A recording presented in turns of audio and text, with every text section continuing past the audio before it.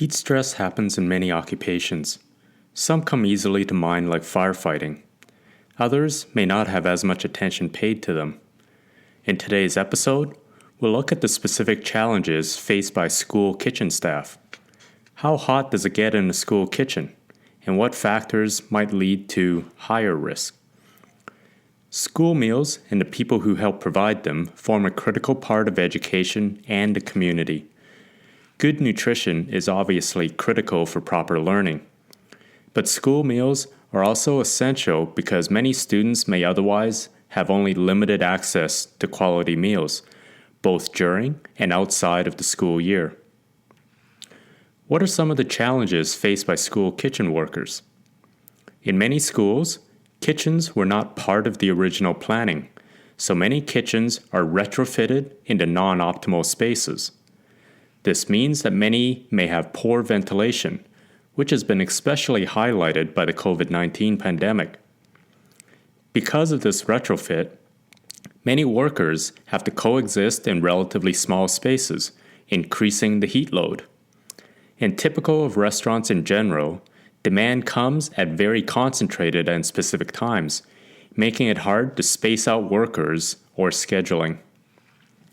To get perspective of the thermal challenges within school kitchens, Ierardi et al. In 2020 sampled 10 New York City public schools over the course of a school day, from 7 a.m. to past 3 p.m. These schools range from elementary, middle, through to high schools. Temperature monitors were placed as close to the ovens as possible.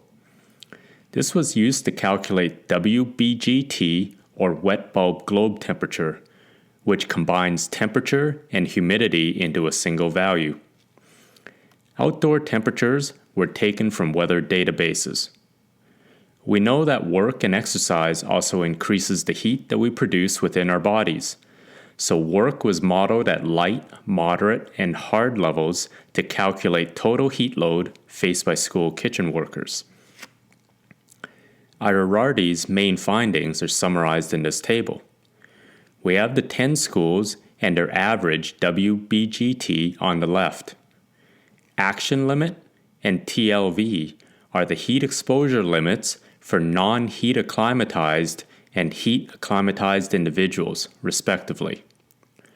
We see that light work is generally fine for all individuals except at one school, where it was right at about the 60-minute limit.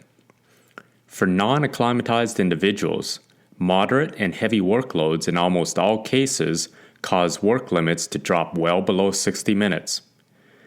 The data also shows the strong human capacity for heat adaptation, as this greatly reduced thermal intolerance down to just 4 schools under just the heavy workloads.